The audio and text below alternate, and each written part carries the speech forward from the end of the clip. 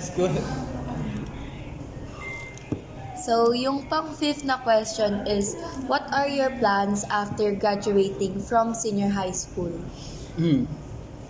Yung plano ko, ayun, maghanap muna ng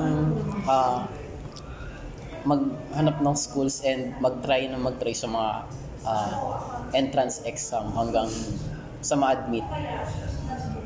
Then, pipili ako ng best, yung mga pasa kong test sa mga entrance exam. Pipili ako ng best doon. Best sa budget, best sa Course mo. oo, sa course at saka yung distance ko. Ayun.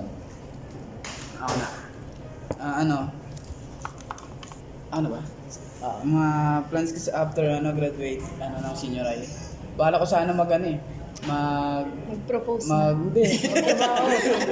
Magtrabaho muna. Hindi, gusto ko din talaga magtrabaho. Part-time job. part-time. Bago mag-enroll ng sa PLMA. Siyempre pag nag-enroll ka din, di ba may entrance exam din? Entrance exam. Nabubo yun. Mag-uwi ka. Siyempre, kailangan. Kaya yun, trabaho muna sa hintayin na lang kung makakapasa ba o hindi. Kaya Paano pag hindi? Trabaho na lang. Trabaho na lang. Kaya Go Ako for it. naman, ang bala ko is sa una't 2 linggo ko, magagala muna ako. Uy, Naks naman. gala. Tapos, Chill muna bago hirapan. Chill muna bago hirapan. unahin mo muna ako sa kamasaya. Yes. Doon. Amen ka.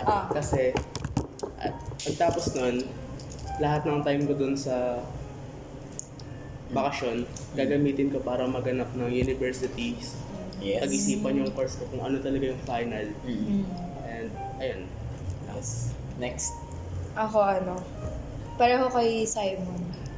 Magpa-part-time. Kasi gusto ko nung may sarili akong pera. Pero Ito. dahil hindi ako pinapayagan, hindi ko alam paano ako makakatakas. Nakakainis. Hindi walang pera, no? Gala lang ko. Magala lang. Hindi ka na humingi ng pera, no? Ayun. Proceed tayo sa last question natin. Lastly, what message would you like to share with your fellow graduates or future senior high school students? Sure na. Ako na? Wala naman. Wala ka message yung kanila. Wala. Message ko lang sa kanila sa Hindi, sa mga incoming grade 11 and 12. Ako, para sa pinsan ko din. Kasi mag-grade 12 na siya eh. Pagsikapan niya lang yung Yes. pag-aaral niya. Asin lang. Kahit may nangingi na lang sa kanya pababa. Kahit may nangakapi daw sa kanya. Kaya ayun. Ah, Sana pagbutihin niya pa yung pag-aaral niya.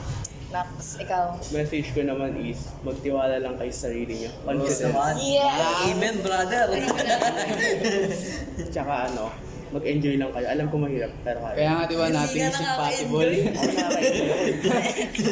Na-enjoy ko nga yung senior high school ko. Akin patience is a must. Yes. Wow. Amen. Kasi kung wala kang patience, hindi mo magagawa lahat ng maayos. Tapos, yun, pareho kayo, Bon. Mag-enjoy lang, kahit hindi na nakaka-enjoy yung ginagawa. Nothing is impossible. Tsaka, pag-isipan ng mabuti yung kukuning strand. Oo. Hindi katulad sa akin. Mamimili. Ako din. Nabili na ako nag-enroll eh. Kaya IBM na Hindi kuha na ako. mamili pag last minute na. Oo. Papagsisihan mo yan. Dapat pag-isipan talaga. Dapat mag-TBL talaga ako. TBL ko napunta sa IBM eh.